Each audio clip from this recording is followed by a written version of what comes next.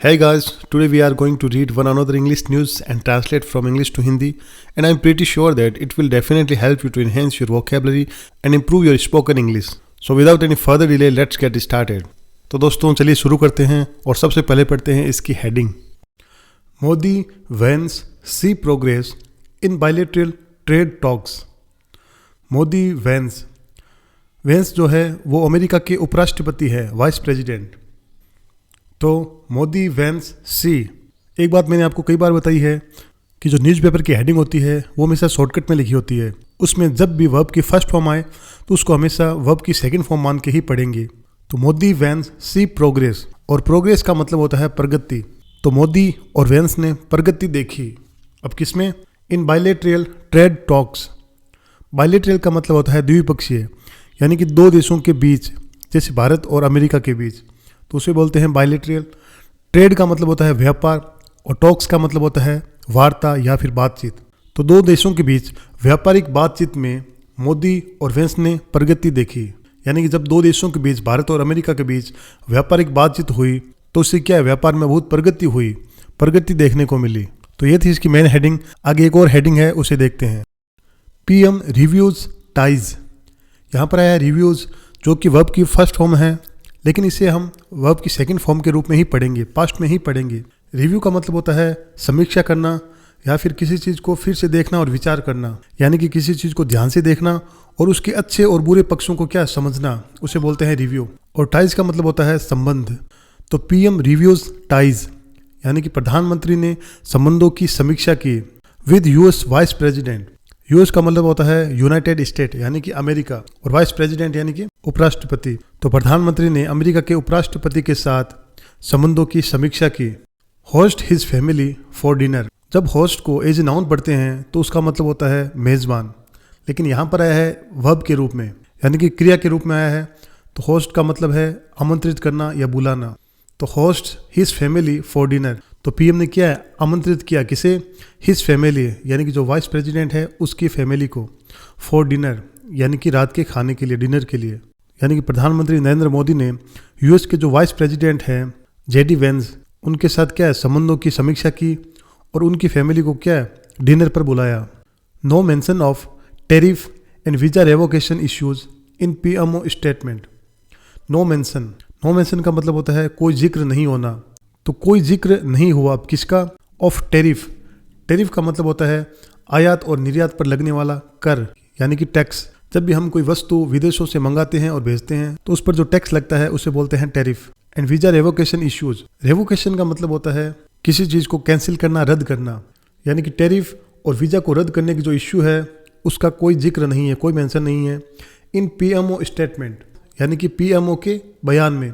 PMO का मतलब होता है प्राइम मिनिस्टर ऑफिस, यानी कि प्रधानमंत्री कार्यालय। यानी कि जो प्रधानमंत्री कार्यालय से जो स्टेटमेंट आया है, बयान आया है, उसमें किसी भी प्रकार का टैरिफ या फिर वीज़ा कैंसिल को लेकर कोई जिक्र नहीं किया गया है।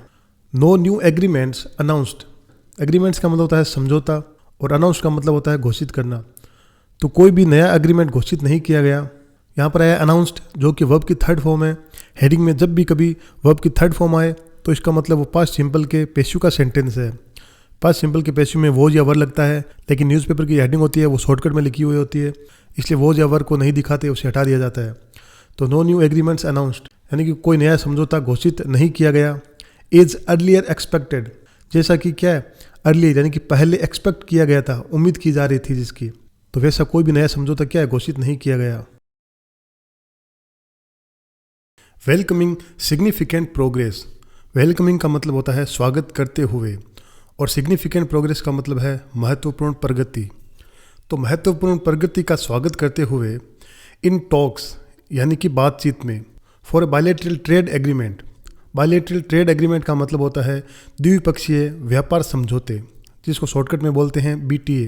यानी कि द्विपक्षीय व्यापार समझौते पर बातचीत में महत्वपूर्ण प्रगति का स्वागत करते हुए prime minister Narendra Modi and US vice president JD Vance met. तो जो प्रधानमंत्री है नरेंद्र मोदी और जो यूएस के उपराष्ट्रपति है जेडी वेंस मेट, यानी कि वो मिले, यानी उन्होंने मुलाकात की।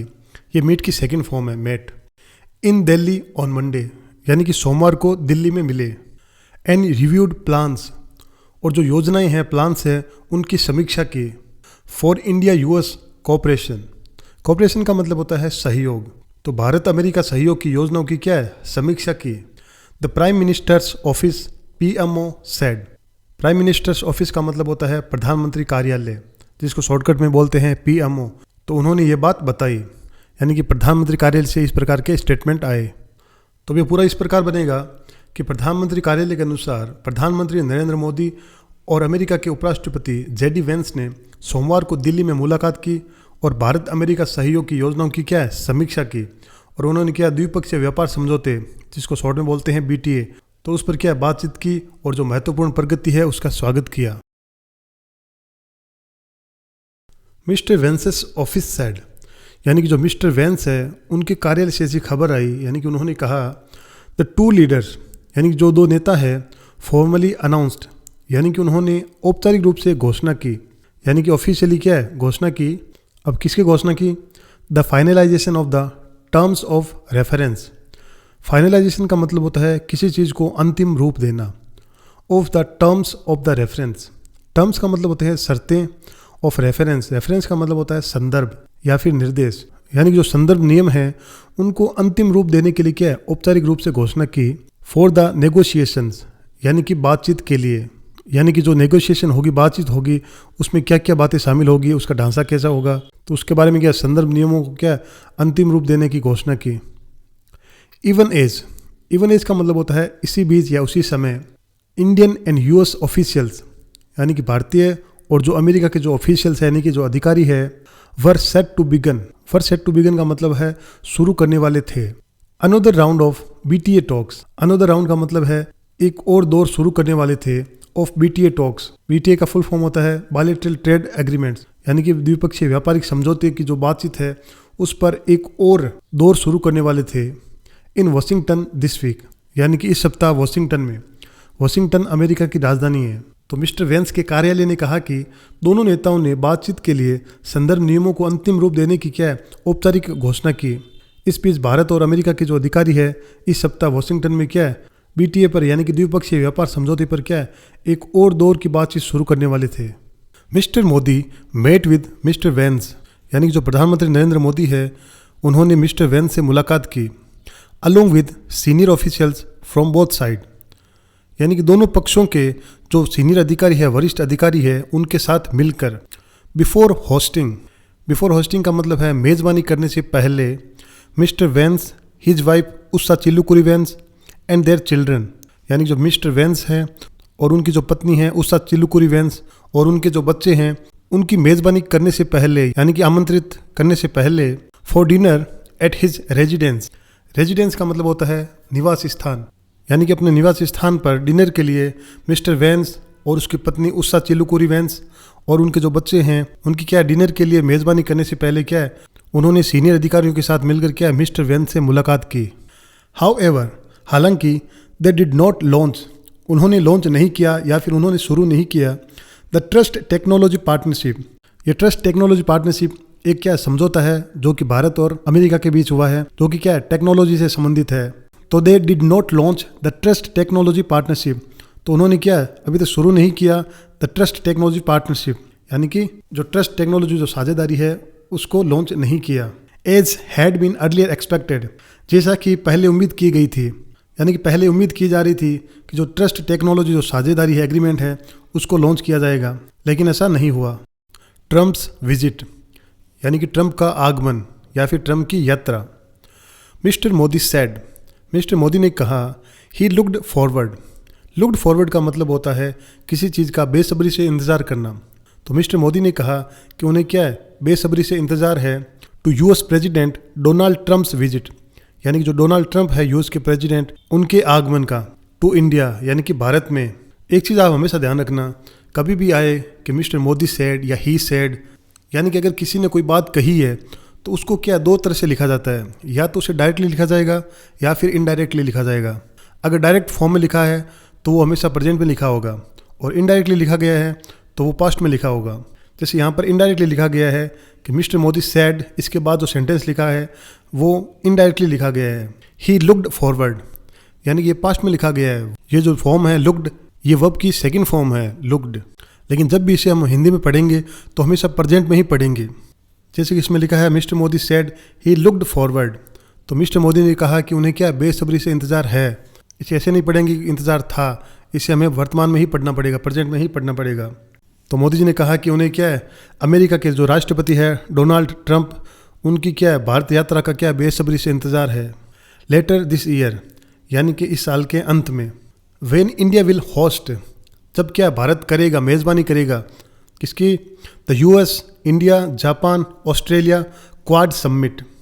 क्वाड समिट का मतलब है 4 देशों का एक सम्मेलन, जिसमें क्या है अमेरिका, भारत, जापान और ऑस्ट्रेलिया शामिल है।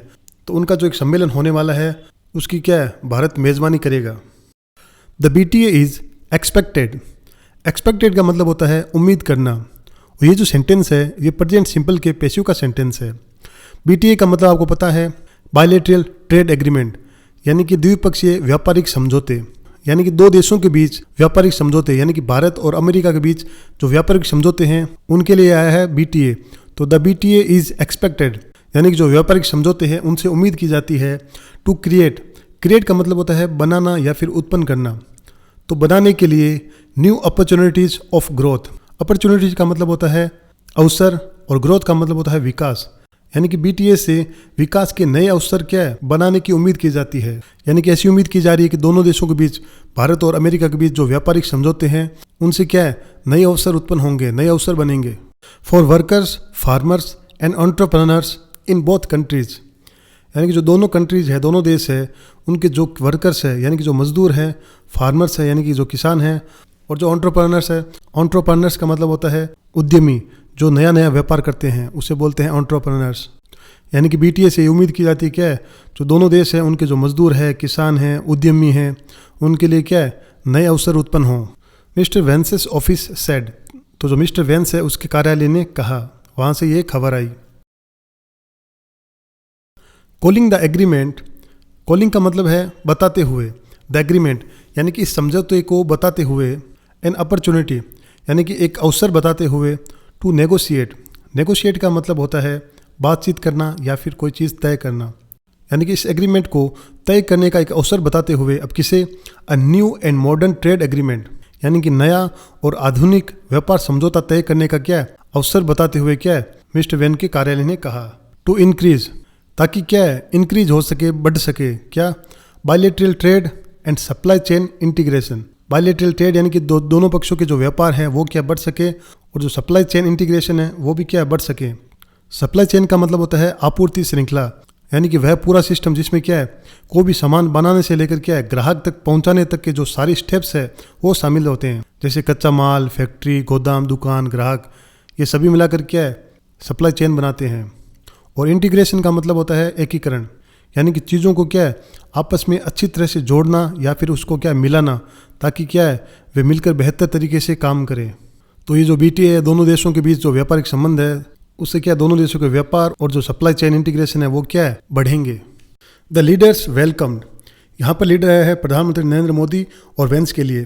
तो उन दोनों नेताओं ने स्वागत किया the significant progress. Significant progress का मतलब होता है महत्वपूर्ण प्रगति इन द नेगोशिएशन, और नेगोशिएशन का मतलब होता है बातचीत। तो दोनों नेताओं ने बातचीत में हुई महत्वपूर्ण प्रगति का क्या है स्वागत किया। अब किसके लिए, for a mutually beneficial. Mutually का मतलब होता है परस्पर यानी कि आपस में, और बेनिफिशियल का मतलब होता है लाभकारी।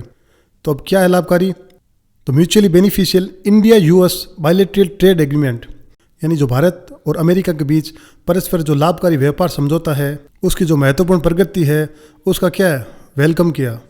फोकस्ड ऑन, फोकस का मतलब है केंद्रित करना, यानी कि जो बायलैटरल ट्रेड एग्रीमेंट है जो भारत और अमेरिका का, वो अब किस पर केंद्रित है, तो focused on the welfare of the people. Welfare का मतलब होता है भलाई या फिर कल्याण, यानी कि जो लोगों के क्या है कल्याण पर केंद्रित है। The PMO said in its statement, तो प्रधानमंत्री कार्यालय ने क्या है अपने बयान में ऐसा कहा। द स्टेटमेंट यानी कि जो बयान है, हाउएवर हालांकि, मेड नो मेंशन, यानी कि बयान में कुछ भी ऐसा उल्लेख नहीं किया गया, ऑन वेदर कि क्या, the leader discussed more test issues.